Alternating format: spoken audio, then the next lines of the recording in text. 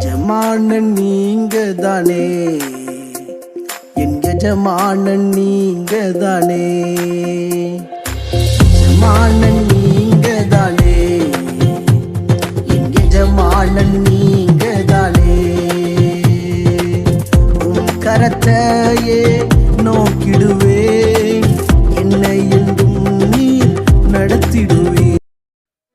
ஆண்டவராகிய இயேசு கிறிஸ்துவின் நாமத்தினாலே உங்கள் அனைவருக்கும் 2265வது காலை மன்னா செய்தி மூலமாக உங்களை சந்திப்பதில் மிக்க மகிழ்ச்சி அடைகிறேன். தேவனாகிய கர்த்தர் இந்த இரவு முழுதும் பாதுகாத்து அற்புதமாய் ஒரு புதிய நாளை தந்திருக்கிறார். அவருக்கே மகிமை உண்டாகட்டும். தொடர்ந்து இந்த நாளில் தேவன் உங்களை சிறப்பாய் ஆசீர்வதிப்பாராக. இந்த நாளிலும் நாம் யாருக்காக ஜெபிக்க வேண்டும் என்று சொன்னால், அரசு துறையில வேலை பார்க்கிற எல்லா அரசு ஊழியர்களுக்காக ஜெபிக்க வேண்டும். அரசாங்கம் அவர்களை நம்பி கொடுத்திருக்கிற பணிகளை சிறப்பாய் செய்யும்படியாக ஒவ்வொரு அரசு ஊழியர்களுக்கும் சுகம், பலன், சமாதானம், குடும்பத்தில் இருக்கிறவங்க எல்லாரும் ஆசீர்வதிக்கப்பட ஜெபிப்போம். தேவன் பெரிய காரியங்களை செய்வாராக. இந்த காலை மன்னா ஆதாரத்துக்காக எடுத்துக்கொண்ட வேத வசனம் நீதிமொழிகளின் புஸ்தகம் 3ஆம் அதிகாரம் 3, 4 ஆகிய வசனங்கள். கிருபையும் சத்தியமும் உன்னை விட்டு விலகாதிருப்பதாக, நீ அவைகளை உன் கழுத்தலை பூண்டு அவைகளை உன் இருதயமாகிய பலகையில் எழுதிக்கொள். அதனால் தேவனுடைய பார்வையிலும் மனுஷனுடைய பார்வையிலும் தயையும் நற்புத்தியையும் பெறுவாய். எனக்கு பிரியமான கர்த்தருடைய பிள்ளைகளே, அன்பார்ந்த தேவ ஊழியர்களே, அருமையான நண்பர்களே, இந்த உலகத்தில் பிறந்த எல்லா மனிதர்களுக்கு எப்படின்னா தயையும் நல்ல எண்ணமும் வேணும் அப்படின்னு சொல்லி நினைப்பாங்க. அதாவது நான் போகிற இடங்களெல்லாம் காரியங்கள் கைகூடி வரப்படணும், ஒரு காரியத்தை செய்வதற்கு நல்ல புத்தி வேணும்னு சொல்லி கேட்பாங்க. சாலமோன் ஞானி இதை எழுதுகிறார்.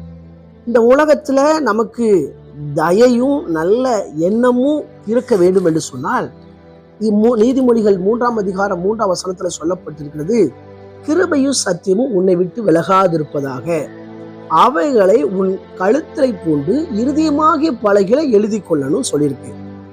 கிருபை கிருபை என்றால் தகுதியில்லாத ஒரு மனிதனுக்கு வழங்கப்படுகிற ஈவு தான் கிருபை.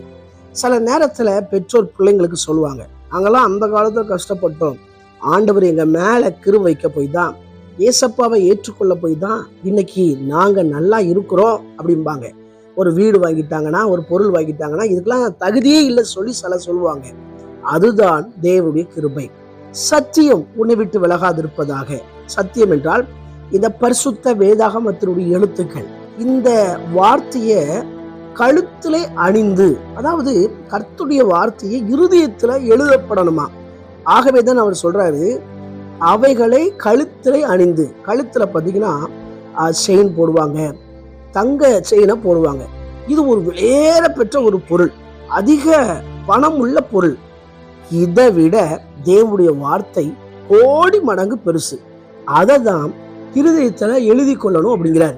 இதை பார்த்து கொண்டிருக்கிற அன்பான கர்த்தருடைய பிள்ளைகளை, ஏதோ எந்திரிச்சோம், வேலைக்கு போனோம், அடுத்த நாள் பிளான் பண்ணணும், அதை வாங்கணும் இதை வாங்கணும் சொல்றது நல்லதுதான்.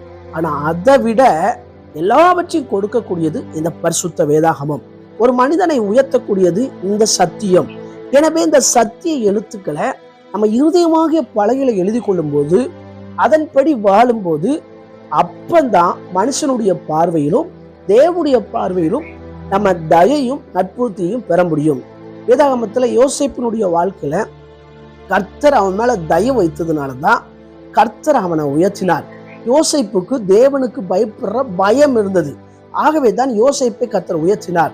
மொர்தெக்காயை கர்த்தர் தன் ஜனங்களுக்குள்ளும் தன் சகோதரருக்குள்ளும் கனப்படுத்தது காரணம் என்னன்னா, தேவ பயம் இருந்தது. இதை பார்த்து கொண்டிருக்கிற அன்பான கர்த்தருடைய பிள்ளைகளே, உங்க மேல உங்க குடும்பத்தின் மேல தேவனுடைய தயவு காணப்படணும். அது மாத்திரமில்ல, நல்ல எண்ணங்கள் உண்டாயிருக்க வேண்டும். அப்பந்தான் தேவன் இந்த பூமியில நம்மளை ஆசீர்வதிப்பார். எனவே கிருபையும் சத்தியமும் நம்மை விட்டு விலகாதபடி நாம் தேவனுக்குள்ள இருக்கும்போதுதான் தேவனுடைய வார்த்தை நமக்குள்ளாக கிரியை செய்யும். எந்த மனுஷனையும் பிரகாசிப்பிக்கிற அந்த மெய்யான ஒளி ஒருவர் இருக்கிறார், அவர்தான் இயேசு கிறிஸ்து. எனவே நம்முடைய வாழ்க்கையில அந்த கிருபையும் சத்தியமும் இன்னும் பின்தொடர நாம் ஜெபிக்க வேண்டும். ஒருவேளை இதுல பார்த்து கொண்டிருக்கிற நீங்க வேத வசனத்தை படிக்காம தினந்தோறும் வாழ்வீங்கன்னா ஆவிக்குரிய ஆகாரம் இல்லாதவர்களை போல காணப்படுவோம். ஒரு நபர் சொன்னார், 20 வருஷமா வேதத்தை படிக்கிறேன்னு சொல்லி. அதாவது வேதத்தை படிக்கவும் செய்யணும், அதே போல வேதாகமத்தினுடைய வார்த்தையின்படி இந்த உலகத்துல நம்ம வாழ்ந்து காட்டணும். ஏன்னா எல்லாவற்றையும் கர்த்தருடைய கண்கள் பார்த்து கொண்டே இருக்கிறது. எனவே இன்றைக்கு நாம் அர்ப்பணிப்போம். தேவன் பெரிய காரியங்களை செய்வாராக. கண்களை மூடி ஜெபிக்கலாம். எங்களை நேசிக்கிற நல்ல தகப்பனை, இந்த வேலைக்காக வருகிறோம். ஆண்டவரே, நாங்கள் கிருபையும் சத்தியமும் தொடர்ந்து எங்க மேல இருக்க கர்த்தர் உதவி செய்யுங்க. இந்த வேதத்தை படித்து இதன்படி வாழ உதவி செய்யுங்க. ஆண்டவரே ஸ்தோத்திரம். இந்த உலக வாழ்க்கையிலும் ஆண்டவரே நீர் உம்முடைய பார்வையிலும் நாங்கள் தயவும் நல்ல புத்தியும் பெற்றுக்கொள்ள உதவி செய்வீராக. எங்க மேல உங்க கிருபையை வர்ஷிக்க பண்ணுவீராக என்று ஜெபிக்கிறோம். தொடர்ந்து தேவ கிருபை எங்களை ஆட்கொண்டு நடத்தட்டும். பிறந்த நாள், திருமண நாளை காண்கிற ஒவ்வொருவரையும் கர்த்தர் ஆசீர்வதிங்க. பூமியில் உள்ள சகல ஜாதிகளிலும் கர்த்தர் மேன்மையாக வைப்பீராக ஜெபிக்கிறேன்.